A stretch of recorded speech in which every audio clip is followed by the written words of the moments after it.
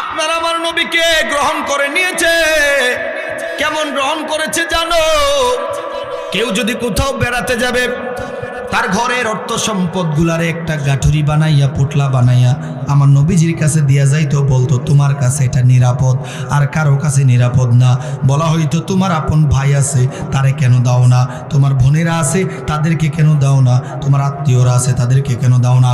সবাই জানাইয়া দিত, ওরে আলামিন, আমরাই তো তোমারে ছোটবেলা থেকে চোখে দেখেছি, তোমাদেরকে আমরা অবলোকন করেছি, সবাইকে আমরা দেখছি কথার বরখেলাপ করে, সবাইকে আমরা দেখছি কথা কমাইয়া বলে, কেউ বাড়ায়া বলে, সবাইকে আমরা দেখেছি তারা বাটপারে জিটারির সঙ্গে লিপ্ত।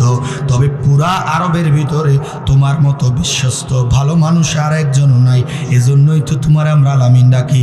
এগুলা রাইখা গেলাম, 1 মাস পরে এসে নিয়ে যাব। 1 মাস কেন, 1000 বছর পরেও যদি আসতো, তারা যে যেমনটা দেয়া গেছে তেমন পুটলাই ফেরত পাইতো, ঠিক কিনা? কিন্তু আমরা সেই নবীর উম্মত, আমাদের কাছে যদি কেউ কোনো কিছু আমানত রেখা যায়, তার অনুমতি ছাড়া আমরা খরচ কইরা ফেলি, আছে না নাই? অথবা আছে না নাই?